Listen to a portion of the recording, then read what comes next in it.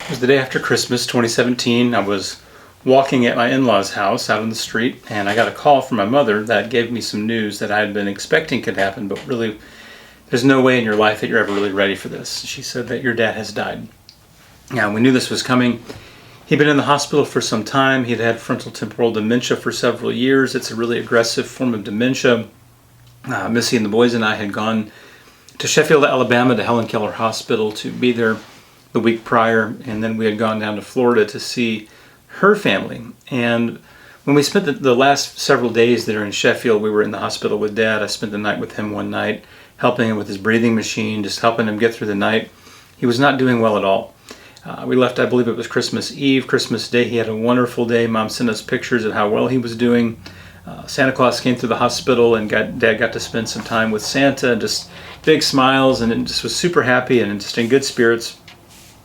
And then on the 26th of December 2017, Dad had actually, with all the difficulty he had had breathing and the pressure he had been putting on his lungs, he had actually gotten up to use the bathroom. And when he had come back to his bed and try to sit down in his bed, the nurses and people came to kind of take that sheet or that blanket that's underneath people in the hospital bed and kind of shift him around to get him comfortable in the bed. And when they did, he kind of jarred a little bit, and when he jarred, he instantly turned gray and passed away. We think there was probably a pulmonary embolism, a blood clot of some sort that took him. Now, I say all that to say this. I wasn't there for that. We had gone back to Florida, and my mother was in the room. My brother had just walked in the room when he passed, and I missed all of that. And I had no idea how much of a toll it would take on me to have missed his passing. There was really a subconscious element lingering beneath the surface that was nagging at me. I don't know if it was guilt. I really don't think it was guilt. I think what it was the unknown of not having experienced that firsthand, to be able to be present and to be able to see it with my own eyes and process it. And in fact, when you hear your father has died, even though you know it's coming, it almost doesn't seem real. And I'm not saying I was in denial that he died. There was a missing piece. There was just a missing piece. And I had no idea that the piece was missing for several months. Now, in the months that followed, I have a confession to make on this. What I found myself doing was watching videos of like the safaris, watching videos of lions attacking things, watching videos of crocodiles attacking zebras. And I thought, this is weird. Why am I so drawn to this? Why does this intrigue me so much? It had captured my, I'd say it wasn't my imagination. It was just this eerie pull that I had to watching death. And it took me several months to finally come to grips with exactly what was going on. I was processing missing, visually seeing the life pass from my father. The thing that was especially intriguing about the videos of animals attacking animals and the death that's involved in the natural processes of all of that was to really actually watch the life pass from a living thing. To watch a lion snap down on a hyena's neck and watch the hyena's life just pass before their eyes. That was the thing I was looking for. And I had no idea how to put that into words. I had no idea how to articulate that was what I was after. And I had no idea how to know how to identify why. But when it finally clicked one day as I was watching a video like that on YouTube, it finally clicked. You were processing missing your father's passing. To watch the life pass from his eyes, to watch his heart monitor gradually slow down and the life pass from his body, you're trying to fill a knowledge gap. You're trying to fill an emotional gap in your experience that you've not been able to find closure on because you've not been able to picture it, because you were not present for it. Again, not really guilt so much as just an emotional and intellectual gap in my experience. Now, the crazy thing about it was, as soon as I identified that, the urge to watch those things went away immediately. It went away immediately. And that truly surprised me. And, I don't know how helpful that is to anybody, but I feel like processing that out loud, I feel like just kind of putting that on the table because I hate to say that I sat and watched so many things like that, and and kind of how gruesome that is. But we as humans, we insulate ourselves from death.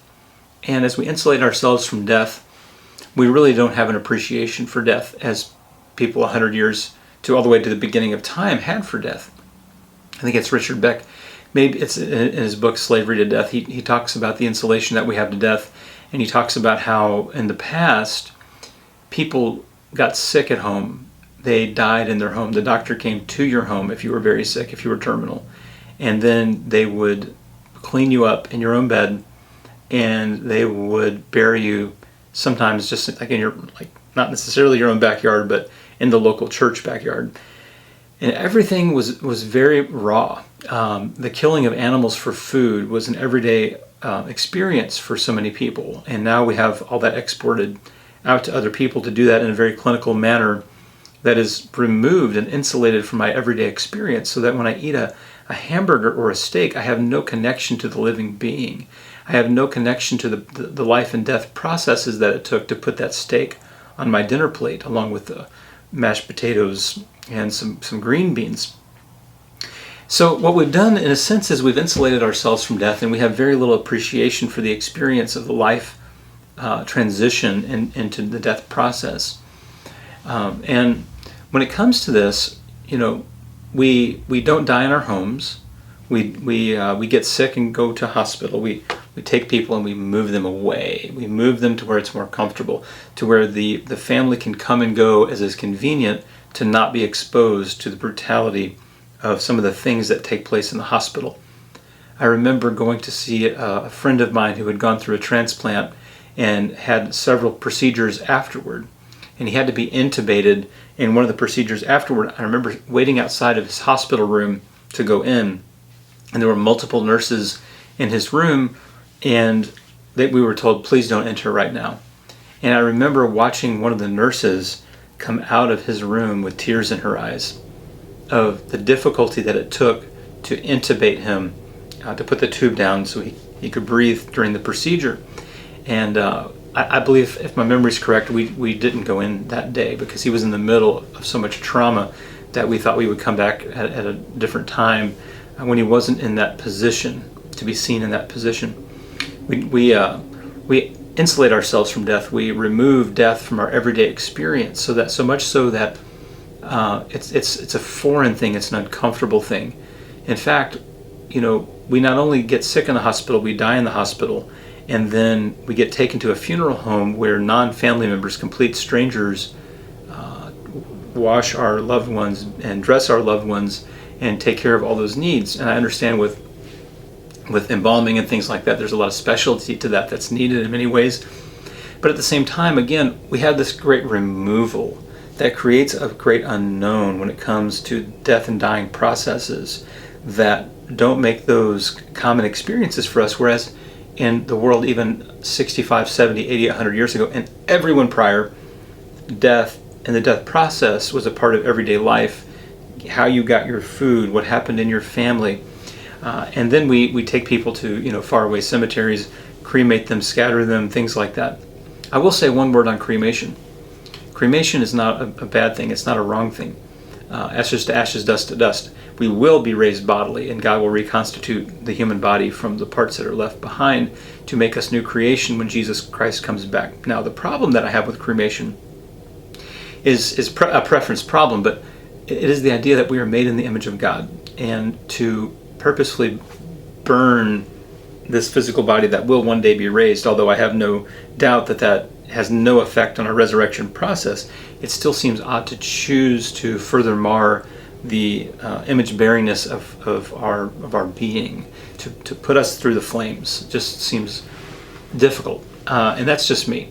I know we have preference. It's not right or wrong when it comes to that. People used to have a real problem with cremation and curiosity about the afterlife and what happened to the cremated, and I don't share that view or that concern. So we need to find ways to get back in tune with death and dying processes. The Proverbs talk about the wise spend their times in houses of mourning. And, Jesus spent his time often around people who were mourning, people who were struggling, people who were suffering. The sick, the diseased, the paralyzed, the demon-possessed, people who had sick family members who then passed, or word was sent to Jesus and people passed and Jesus heal them or raise them, whether it was Lazarus or Jairus' daughter. And so Jesus was well in tune with death and dying. Of course, he died himself on the cross and was raised.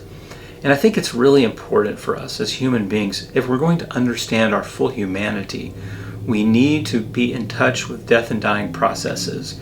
We need to understand where this life is going and to not isolate or insulate ourselves from it, but to fully embrace the entire experience of life from our first breath, from conception through our first breath, all the way to our last breath as the life passes out of us and we go into be in the arms of Jesus, as Paul said in Philippians, that if he dies, he gets to go and be with the Lord. And that's what I think happens when disciples die.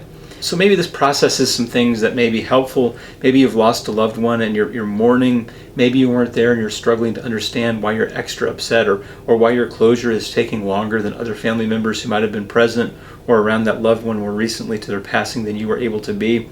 Maybe you're beating yourself up with guilt because you weren't able to be there or be a part of it. Blessings upon you, mercy and peace upon you. Don't beat yourself up.